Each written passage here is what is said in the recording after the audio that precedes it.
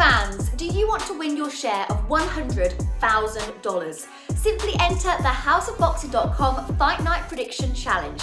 Compete with boxing fans around the world. Simply head over to houseofboxing.com and sign up now. Matt Lenihan, Boxing Social, in association with William Hill, Empire Fight Sword. Delighted to be joined by former world champion Billy Joe Saunders. Billy, we're here. Leigh Wood, Josh Warrington. Obviously, Leigh Wood, you train down there at Ben Davison's gym. You've been seeing him in the gym. It's a cracking fight. It's a proper classic in the making, is this? What do you make of this fight, and how do you see it panning out? Well, I think it's got potentially to be fight of the year because Josh Warrington, he brings it. Warrington brings the pace, the determination. He brings also the volume of punches more than Leigh Wood. But Leigh Wood brings the power and the accuracy. And it all depends who gets their game plan right. I've been watching Leigh Wood. He's been looking very, very good in the gym. Both look very, very well on the scales. I'm going with my man Leigh Wood, tough points decision or late knockout. Look, I last saw you on the Simon Jordan podcast. You talked about yourself maturing and sort of evolving and stuff like that. When can we expect to see you back in the ring, and what's changed? What's changed from sort of, I don't know, a couple of years ago to who you are now?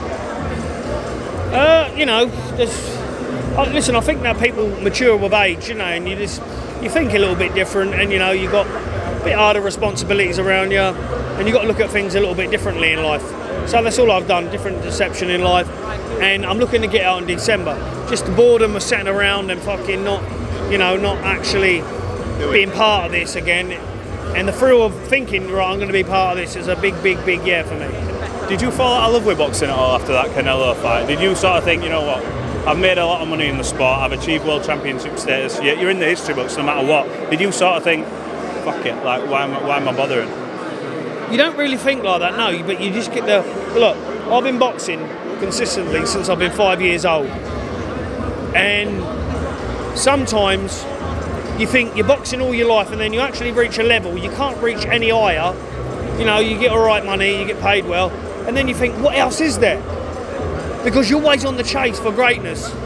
And then my greatness is now getting back into shape, getting back out there and giving the fans the leftovers, giving the fans what's left, giving the fans the big nights. And that's what I'm more looking forward to doing.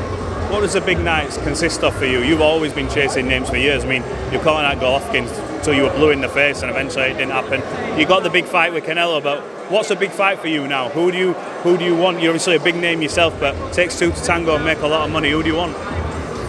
Yeah, to be honest with you, I fancy the Charlos, Benavidez, Caleb Plant.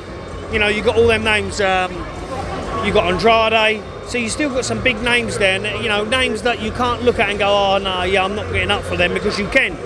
My first fight back, obviously it's not going to be against no superstar, but it's getting back, 12-7, blow the cobwebs up, get the ball rolling again and look at these names. You're always linked with Chris Eubank Jr, and I heard you say, look, he'll never win a world title, not a legitimate one anyway, as long as he's in boxing. I'm sure you're sick of talking about him, but with how confident you are in beating him, it still makes a lot of money. So if that fight was offered, is that a fight that you'd still consider taking? Because financially the upside for both of you is good, isn't it? Listen, the money's good, but at the end of the day, I could take him back as a comeback fight. That's how I look at him. I wouldn't look at him as anything else. He can't box, he can never box, he never has been able to box, and nothing's changed. So, we'll see what's going on, but he's a 160 fighter, I'm 168. Did you not see any improvements in his game in the last fight, or do you think that was more down to Liam Smith? Didn't see no improvements. All I see was a poor version of Liam Smith in there through injury and weight loss. I know what the weight loss feels like, plus the injuries. That's all I see. I can get Liam Smith thinking, right, am I going to get this payday again with, the belts are nice and everything's good, but at the end of the day, that can't feed the family. So I can get, his way of looking at that, but it wasn't Liam Smith in there. Right, last couple from me. Oleksandr Usyk, Tyson Fury, signed. One hell of a fight, and hopefully it happens before the end of the year. Obviously, you're Tyson's boy, but what happens in that fight? How does he beat Oleksandr Usyk? In what fashion? I just think he turns up, beats himself. I think it'll be a pick 'em fight for 4 rounds, and then you'll see the bigger man, the stronger man take over. Right, last one from me. Who's the next star coming through? Who's the next young prospect coming through, you've got your eye on who you know will go all the way in your heart of hearts. There's a lot knocking about. There's a couple on this card, obviously Junaid Boston's highly thought of, Nico Olivier's obviously on the undercard as well. Who is it? Who's the guy? You know, I don't sound a bit obviously biased because I manage them. I've got a fighter called Louis Edmondson. No one wants to touch him with a barge pole. And trust me, I know, I've been in the ring and sparred a lot of people, world champions. I've also got another fighter coming through, Kano White. Just turned pro, he's just signed with us. We'll be looking for a deal with one of the top promoters. What a fighter. They're my two that I picked, obviously, was nobody's seen.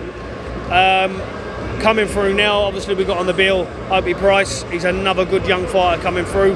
He's in a real tough fight, and these are the sort of fights that will defy him as a top prospect coming through. Get the wins. What's happened to Louis Edmondson? I remember back in the day, one of my first ever interviews, saw him fight behind closed doors. Looked like he was going all the way. He seemed a bit of a stumbling block at the minute. Yeah, I mean, I've got him with Sky and Boxer at the moment.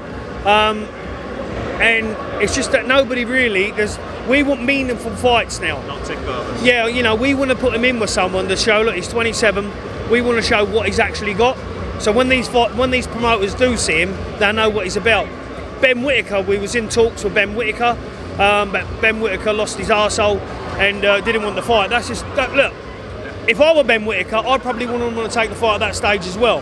But, you know, don't put out, you know, to the promoters who's in charge that, yeah, you know, you're interested and you're not interested in wasting people's time. So now, obviously, Sky's given us a date now, I believe, for, there's 2 dates in November and one on the 9th of December. Happy days. What's your one bit of advice you'd give to someone starting off in boxing? You've experienced a lot, the ups, the downs, the injuries, the media attention, everything. What's the one bit of advice you'd give one of these youngsters coming through that could help? Be patient. The pots of gold don't come straight away. You know, just be very, very patient. Stick with the game. Stick to doing what you're doing, and the hard work will get you there. And when you get there, it'll pay off financially and rewardingly as well. Billy Joe Saunders, thanks for talking to Boxing Social. Always a pleasure. We'll catch up soon. Thank you. Yeah, appreciate that.